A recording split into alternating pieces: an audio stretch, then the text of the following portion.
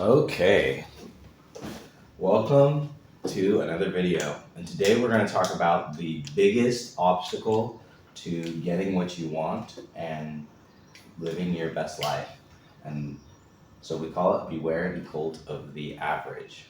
Now, when I say the average, I'm pretty sure you guys know what that means. It's just like the word that's most commonly used is this word normal, right?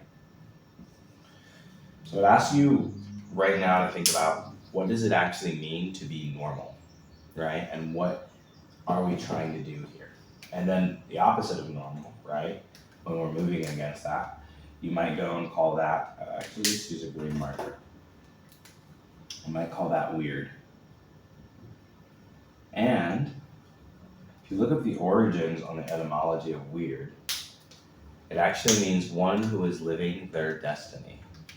And so this is what we're going to talk about is why normal or average will keep you from being weird and living your destiny. So let's get into it. Now, in order to really understand what it is we're talking about, we have to understand where you are and where you want to go. That's the basis and beginning of everything we want about getting what you want, so that you can know what things to avoid on your path there. So,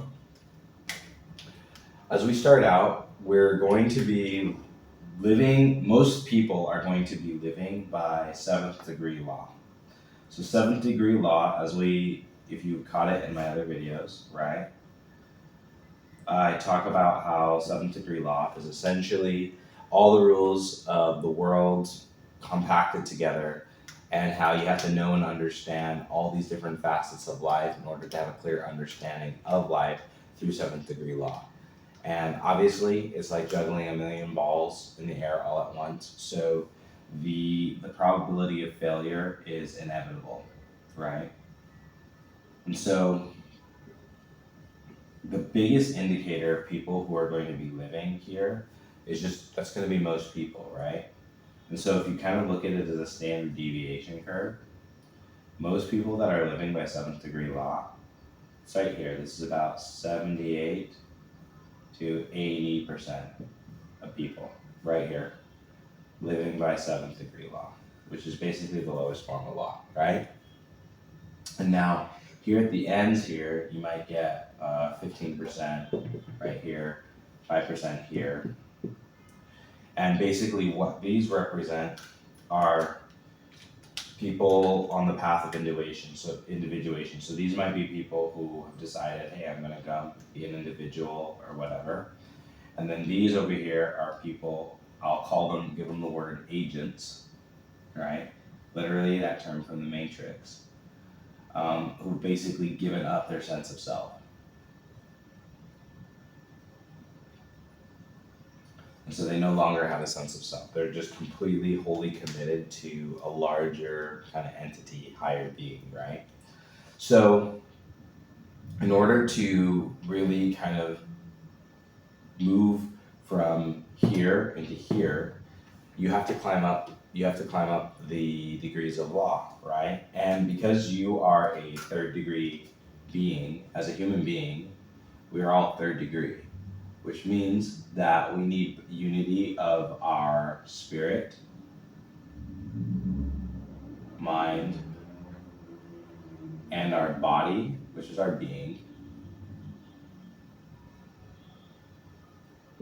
And these need to work in perfect harmony. And when we can work in perfect harmony like that, we now are an individual. And this is what it means to be an individual, is to have alignment of spirit, mind, and being. But in order to do that, we have to know what those rules and those laws are. And it's really easy to get distracted because we see that the people here, like in seventh degree law, because there's so many of them, the best way to explain it is like this. So when you have a mind that operates at seventh degree, it means you're not really able to understand a lot of very complex things or whatever. Like chances are you're stepping out of seventh degree law into higher law, or at the very least, you're in higher law, because you couldn't watch this video and stay focused long enough if you weren't, right? Because if you were just completely steeped in seventh degree law, everything I'm saying now wouldn't make any sense to you. You wouldn't be able to focus on it, because seventh degree law is a place of complexity and confusion. That's really, really important. You're going to hear me say that again and again. It's a place of complexity and confusion. And the people who live here, now there's lots of them, right? But the thing is, when you at seventh degree law, the way I'd explain it, imagine having a cup. So when you're at third degree law, the best way to explain this would be like being in an ocean, right? An ocean's worth of water when you're living at third degree law. And your entire being, spirit, mind, and body feels like a giant ocean, right? And when you're at seventh degree law, down here, your being would be like a small thimble, or like, like a teaspoon, like very, very small. And so what happens is you'll take little things like emotions. So these little emotions, these little dots, let's say these little dots represent fear, or they represent confusion. So these are, in the mental plane, these thoughts are actual things. Thoughts are like actual things, and they have a life cycle, right? And what happens is, oftentimes when we're at seventh degree law, what happens is you get a lot of these little thoughts bunched up in your thimble. And when you begin to have a bunch of these thoughts bunched up in your thimble or whatever, it begins to overflow. And so you'll experience things like pain, overthinking, discomfort, basically, because your thoughts, naturally, they're like these little living things. They want to grow and expand, right? And so when little thoughts happen here, they want to grow and get larger, right? So instead of being like a little thought from fear, it wants to grow and maybe become a desire, right? Now we're getting closer to what it is you want, right? So this is when we identify, I want a girlfriend, or I want to make $1 million, or I want to take care of my mom, things like that. Now it might be like, where did that come from? Well, it comes from this little thought at first. So the fear might be, my loved ones will die, never having a happy experience, and I'll never be able to share that with them. So it can turn into this fear, and that fear turns into a desire. And then what happens is that desire begins to grow, right? It begins to catch steam, and then it becomes an energy more, and this would be anxiety, right? And then this anxiety, when it grows inside of you, it'll start to become anger. Now, the reason anger exists is anger often exists when a boundary has been violated, right? And this is why we feel anger, is boundary violation. Now, what happens is, oftentimes, because naturally, we're third degree beings. So we're naturally supposed to feel things that are very high vibrational feelings. We're supposed to have feelings like joy, peace, love. But the thing is, joy, peace, and love, these are really big. These are like thoughts that have grown and become very, very large, right? They're very full. So they can't fit inside of a thimble. They can't fit inside of a cup. Like a little, let's call this like a little mug, right? They can't fit inside of a little mug. Or let's say they can't even fit in, like, say, like a swimming pool, right? A swimming pool. That would be like living by fifth degree law. And so what happens is, in order to have these emotions, they need to have space, right? And in order to raise that space, we now have to have consciousness. So consciousness is kind of like the container that holds your vibration, right? or the objects of your being. So so remember, spirit, mind, body, right? And when you experience things in your body, it really happened in your spirit first. And that spirit became a thought. So the spirit might be a feeling, which, we call desire. And then in your mind, that becomes a thought. And the thought is, I want to help my mom, right? And then as that happens, it begins to translate into the real world, into being, body. Not through your body, but then you manifest, right? You manifest, you create it.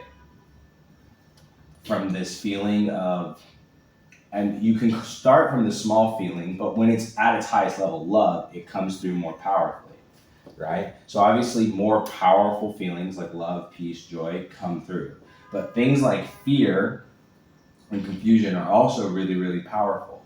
But they're powerful within a limited container space, right? So for instance, if you have something like a third degree construct. So let's say I want to live my dream life and I want to have beautiful family with kids and happy wife and a beautiful home or whatever.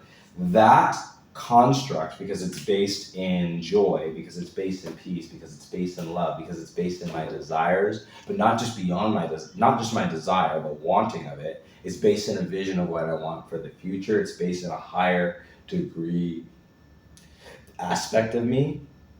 Because that dream or whatever, let's say that dream would be like huge, it would be a giant object, right? So it can only fit in something like the ocean, or maybe half of it can fit in a swimming pool. So in order to get that, I have to raise my consciousness, and with that, my awareness, to achieve that dream, right? To achieve the dream. And so in order to get the dream, put it in the pool, I have to raise my awareness. Now, where a lot of people get stuck is they never allow their thoughts to evolve because they get stuck in fear. And a lot of people are motivated by fear. But the thing is, fear will feel and be a very motivating power, but only within a limited small construct, within limited consciousness, right? Because once you think of grains of sand, right? Because fear is basically the equivalent of a grain of sand. But if you have a thimble, a few grains of sand will fill up a thimble pretty cool. So this would be like if you're very fearful getting a job and, fearful then getting a relationship. And then you have all this activity in your life, but it doesn't feel like you really have a lot of time. There's no peace. There's no sense of clarity in your life. And even though in time and space, it looks like you have a full life. In reality, like you have a full life.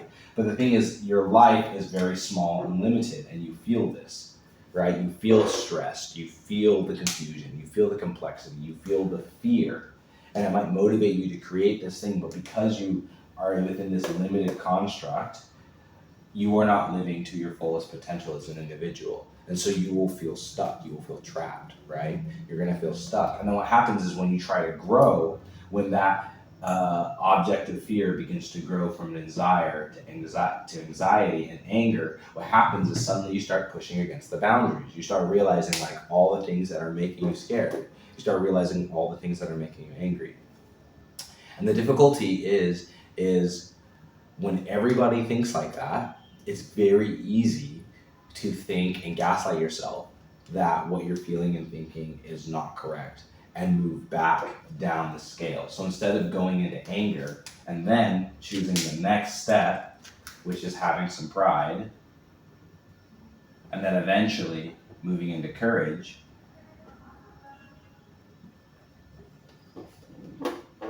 you stop and allow that boundary to push you back down because you're sticking with the cult of the average. And this is the thing, so this is what the cult of the average is. It's basically, imagine a bunch of people with their tiny little thimbles, right? Thousands and thousands and thousands of symbols. And you think of so if you take, say for instance, you have 1 million thimbles, let's say 1 billion thimbles, and you fill it all up with sand, right? So you have all these little thimbles across a giant field. I don't know. So a thimble, by the way, is what you use when you're sewing. It's what you put on your finger when you're sewing. It's like a little metal cap thing. It's very small. It's basically like a little small. It's maybe the size of like a thin bottle cap. Very small.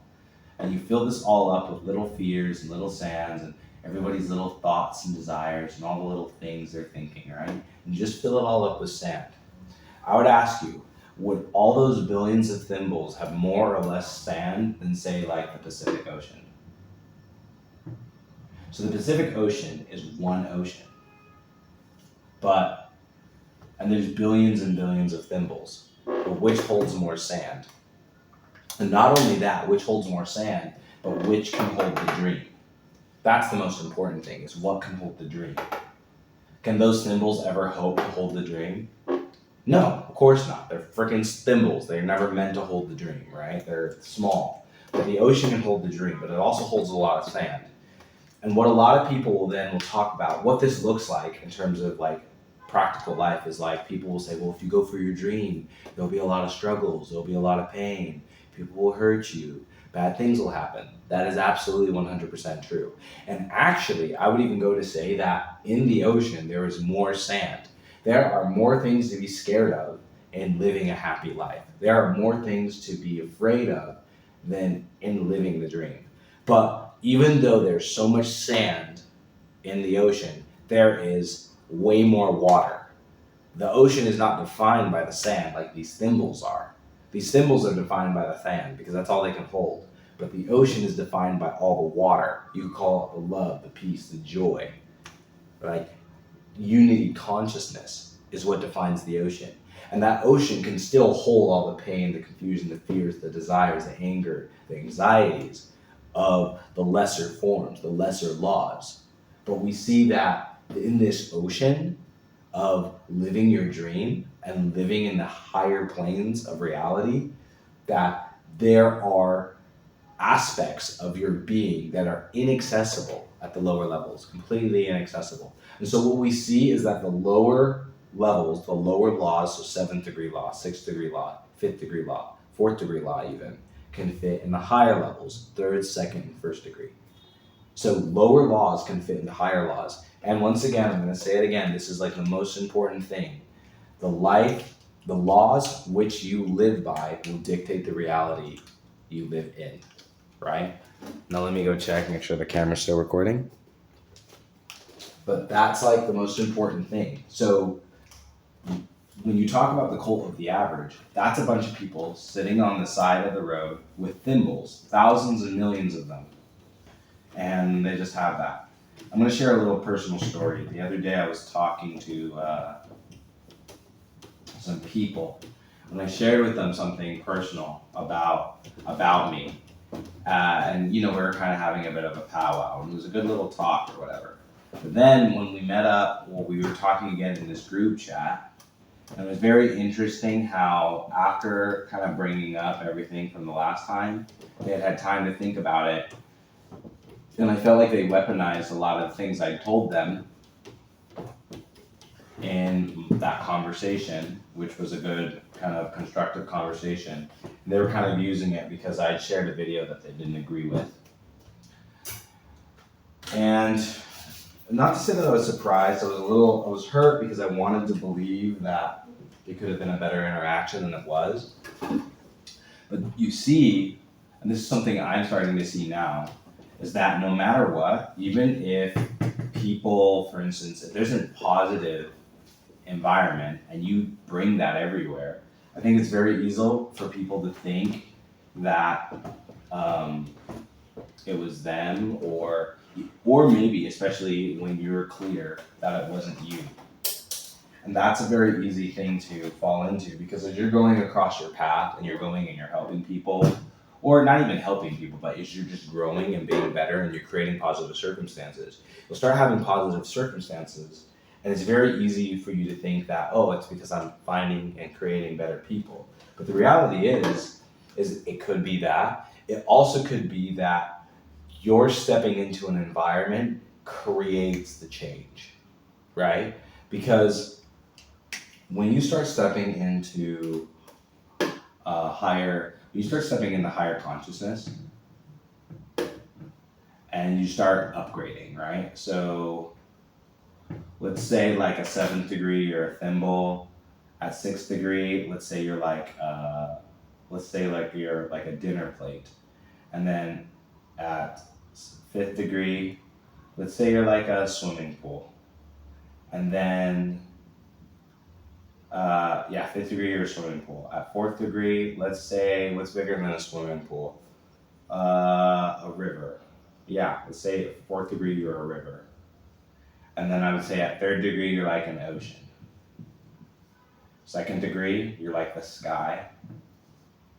And 1st degree, you're everything, right? You're the entire universe, right? You're everything all at once, right? And so when you think of like the dramatic increase of what can be contained in each space, a lot of the times when, say, like you're a river or a stream, you can hold all the experiences, all the pains, all the suffering of these people down here.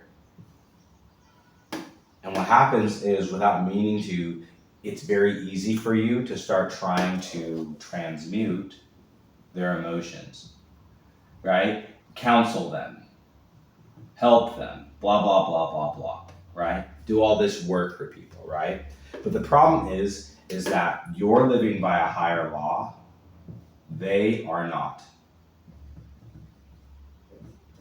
They are not living by that higher law. So what happens is this creates something what's called a bypass, a spiritual bypass. Spiritual bypass.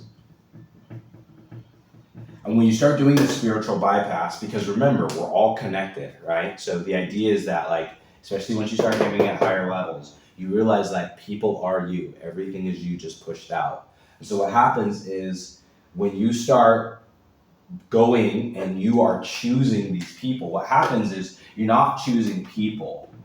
You're not even choosing relationships, right? That's not what you're doing. You're actually choosing aspects and dynamics.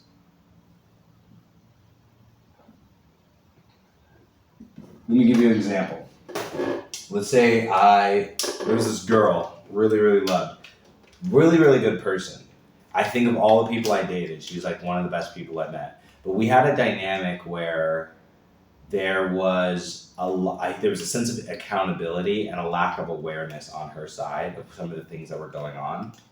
And every time I kept trying to bring awareness to her, I kept falling in this dynamic where she would gain awareness and there would be awareness through the situation, but it would be from me coming here and bypassing her law, her story, and me trying to come in and insert her into my story.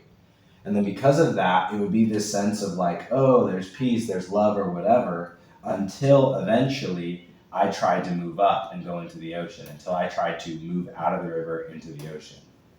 And then she couldn't follow because she was still stuck here in the swimming pool. And what happened was, when there's too much of a separation, you begin to feel all the things that create that. So you feel pain, you feel suffering, because it pulls you back down. And what's interesting is, one of the toughest things about love, and I think a lot of people don't talk about this, is because a lot of people think like love is just super lovey-dovey and it's so nice and it feels so good, which it does. I'm not gonna lie, it feels amazing to be in love and to love everybody.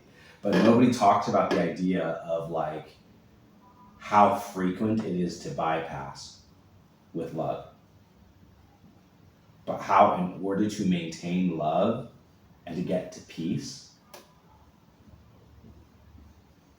you have to not bypass. You cannot bypass in moving to peace. So peace is when you start accepting people's sovereignty as it is. And so as you're moving up this scale and you're moving towards higher consciousness, what's going to happen is more and more and more, you're realizing that you have to start choosing different aspects of your being, right? And that might even mean getting to the place where when you see people who don't have the awareness, who don't have the sense of decision, the growth, you're going to start feeling more love for them than ever. This feeling, right? So you have feelings, thoughts, being, right? For reality. When you start having these feelings for people and they start getting really intensified in love, because now it's the ocean, right? You're now full holding an ocean's worth of sand. So you're feeling all this for them, right? And what's going to happen is that you're going to feel more than you would have ever felt at the lower levels. You're going to feel more pain, more suffering, more everything. But there's also so much more love, so much more joy, so much more capacity for peace. But at some point, you have to choose, am I going to still look at the ocean floor and stare at the darkness? Or am I going to explore the other depths that are contained? And there comes a place where you have to choose a different set of dynamics. So, like with these people, I noticed that they were kind of being petty or whatever, da da da da da. And I came to this place where I realized that, okay, I can be respectful, I can end this conversation. But then I had to learn to start exercising my no. And I started to realize, like, my love for them had nothing to do with them. So when you love people and you're really stepping into love and you have that unconditional love, you realize if I love people and I love them unconditionally, it has nothing to do with what they're doing. I don't love them because they're attractive. I don't love them because they're nice to me. I don't love them because they're mean to me. I don't love them for any other reason other than the fact that I love them because that's who I am. Because I'm a third degree being. Because I know who I am. And when you know who you are, you love everybody. And part of knowing who you are and loving everybody is also recognizing that everybody has agency. Because you have agency, you. And that everything is you pushed out. But within your narrative and your story and your mission, whatever you're doing, right, you have to choose that. You have to choose you, not because you're separate from other people, but because you're choosing that aspect, that dynamic.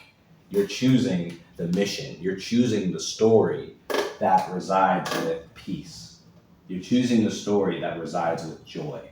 You're choosing the story that revives with acceptance. When you bypass for people, you're not accepting them for what they are. When you say, I'm going to help you and trying to improve your life and do something better, you're not accepting that person. In a way, you're not loving them. You're trying to change them because you want them to be better or change or look different than in order to be with you. And when you're doing that, that's not a loving act. And so what happens is you start moving out of love and you start moving down the scale. Whenever you start bypassing through people, you're going to start naturally moving down the scale because all that pain, all that sand is so intense, it's so powerful, but because you feel it, and rather than sitting in it and feeling it and allowing yourself to transmute that feeling within yourself, within your mind space, within your heart space, because you start, oh man, I don't want to feel this way. It's so painful. I love these people. And then what happens? You start moving down the scale. You move out of acceptance. You move out of neutrality. Then you start moving into anger. You start moving into anxiety. Then you have all this headbutting. And then before you know it, you're right down at the bottom again with them. And you were able to experience this maybe for a day, maybe for a week, but then you drop your consciousness right back down there. Because rather than choosing peace, acceptance, and your own joy, you chose the aspect and dynamic of this false connection, which is because, and I say it's a false connection because it's a bypass. It's an absolute bypass. It's not a real connection. Real connections will move you up the scale. All real connections, real healthy connections will always move you up the scale. They will always move you to more peace, more love, more joy, more acceptance, and teach you a lesson. But when you are spiritually bypassing for people, yes, maybe that can happen. You'll go through a painful experience, but oftentimes the painful experience is to teach you you're spiritually bypassing. And that in order to move up the scale, you have to accept, love, and move forward. And I started realizing it with these people that I was like, wait, I can love them, but I can also choose to say no to these aspects and these dynamics. Because the reality is they are me. And I realized these are aspects of me. These are aspects of me that are representing something that I'm no longer wanting to do. This pain, this suffering. And I don't have to transmute that anymore because I know what it is. And you can't, And the thing is, it's not your job to transmute the entire world of pain. It's not our job to do that, right? And the way we do that, the way we do actually transmute it, is by living in joy. Because remember, when we move into higher consciousness, we now create space where we can hold it, but it's with the love and everything like that. But if we move down and move away out of the ocean, into the river, into the pool, and we're back into the cup, the thimble, now we're just in the little beads of fear, and that's all there is. That's all we're just surrounded by it, and then we can't ever get this feeling of love. And another thing I really want to point out as well is when you don't have a developed mental construct, so when you guys don't have a developmental construct, you're going to have a very interesting relationship with positive and negative emotion, right? Because when you're at lower consciousness, high consciousness vibrations, so feelings like love, joy, peace, acceptance, neutrality, they're actually painful for you. Those are actually really, really painful experiences. And you'll be like, well, what do you mean? What do you mean? And I'm going to break it down really simple. Really, really simple. I think it might even be too simple. A lot of people don't like this. But really, you can divide consciousness into like two types of people. There's pro-social people and anti-social. I would say most of the world, I would say probably 8 out of 10 people, easy, it's probably higher, but 8 out of 10 people are antisocial. Now, what do I mean when I say this? Pro-social versus antisocial. This is the only difference. Pro-social people always move up the scale. And they typically pick win-win objectives. And so when someone is pro-social, if they can't engage in a win-win scenario, they will usually ignore and walk away. Right? They won't engage. They won't engage in antisocial behavior. Antisocials will engage with pro-social behavior, obviously. And they'll also engage in antisocial behavior. And you might say, okay, well, what's the difference between pro-social and antisocial behavior? Pro-social creates unions. Antisocial behavior breaks them. So a good example of an antisocial behavior is if you are in a circumstance or a relationship or something where the other person is dragging you down and you're having a very, very difficult time and they're kind of putting you in a painful state, you will then engage in behavior that will break the bond, right? So a good thing would be like talking, for instance, behind a person's back, staying in a relationship with someone but talking behind someone's back. This gossip, right? That's the word. Gossip. That's an example of antisocial behavior, right?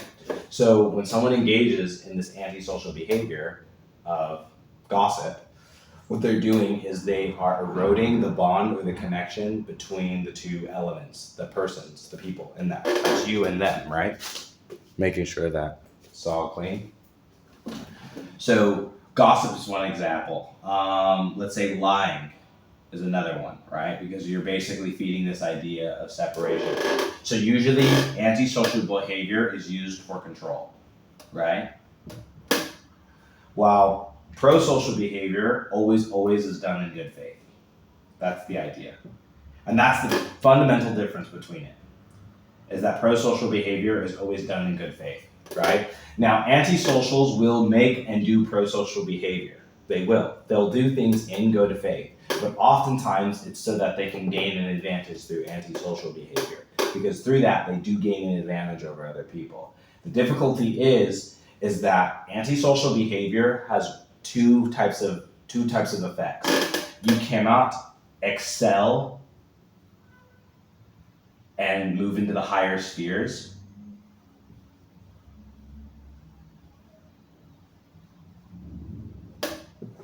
with antisocial behavior. You can't do it, right? Because it's just eventually, for instance, if you want to like have a really, really, really great company, right, or whatever, it's very, very hard for that to sustainably run at the highest levels if there's no good faith among the company, right?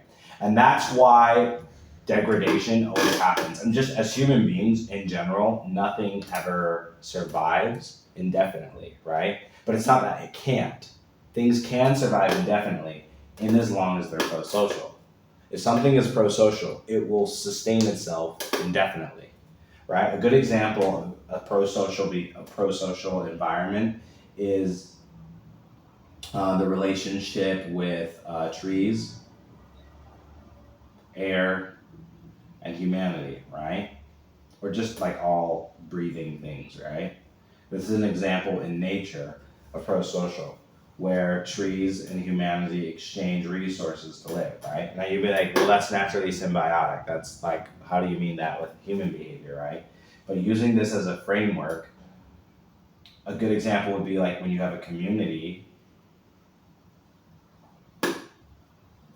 and they follow hierarchies. But the thing is, how do you make people follow hierarchies when they think differently or when they want to excel or move out, right? So this is where you'd have to find the win-win. But because most people don't know how to do that, let's naturally move into antisocial controlling behavior. And so it's very, very difficult for communities to excel at pro-social. Pro-social almost always comes through individuals. There's large examples of pro-social individuals, right? So obviously Jesus is a really good example. The Buddha is a really good example. I could say like in some sports terms or whatever, there's some examples. Like someone like, for instance, like if you play basketball, like LeBron James is someone who you'd say is very pro-social in terms of how he plays basketball and how he leads a team, right? Even though a lot of people don't like it because he's not as controlling as, say, someone like Michael Jordan, who's extremely antisocial, right? And a lot of things are done in good faith, where it's like, hey, we took the best shot and we live with results, right? That kind of thinking is based always in good faith. That is pro-social communication. That is pro-social behavior, right? And so the idea is if you want to move up to the top of hierarchies, and especially maintain it, almost always you have to operate at this paradigm. But you might say, what's the difference between being antisocial, say, breaking a union versus ignoring it? Well, the difference between breaking a union is when you ignore and you walk away, what that means is you're not engaging, is that you don't actually spend any of your precious resource, which the most precious resource we have, I'm actually gonna put this down. I feel like we need to actually do a whole other video on this, is your attention. And the idea is that someone who's pro-social won't ever put their attention into antisocial dynamics. They'll only ever move towards pro-social dynamics. And of course, there's the idea of, as we call it, the sword in the scabbard, right? So the idea of the sword in the scabbard is that to be pro-social, as a moral decision, you have to be powerful, right? Because if you're a powerful person and you are then cooperative, it's because you're moral and because you are pro-social. And this allows you to move to the top of hierarchies. This is how, like, especially when nations were first being risen throughout the human race, it was often these kings and these individuals who moved in very pro-social ways, but they were powerful, right? And they were able to unite people because they had the sword in the scabbard. They were very powerful. They were able to do that. And by using their attention, they were able to create pro-social movements, any kingdom usually. The difficulty is what happens is usually when people inherit that power and they don't have it and they don't understand the nature of it, they typically begin to use control, right? But it's very, very difficult, almost, I would say, even throughout society, to build anything sustainable with control. And I mean, that's why we see nations kind of rise and fall. And we see that the more control we try to build in something right away, the more likely it's going to fall. A good example would be the USSR, which was, that was like 70 years, and then it rose and fall, right? Versus if you look at things like the Ottoman Empire, that was around like 450 years, right? Because it was based in good faith. And so Typically, the more pro-social something is, the more sustainable it'll be. It'll win-win.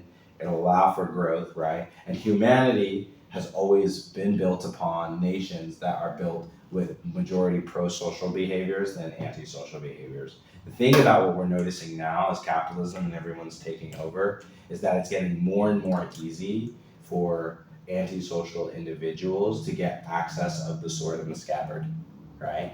And so when antisocial, and of course, like the pattern will always still stretch out through the standard distribution curve, but the more and more people were able to get sword in the scabbard, right, the more apparent antisocial versus pro-social paradigms become.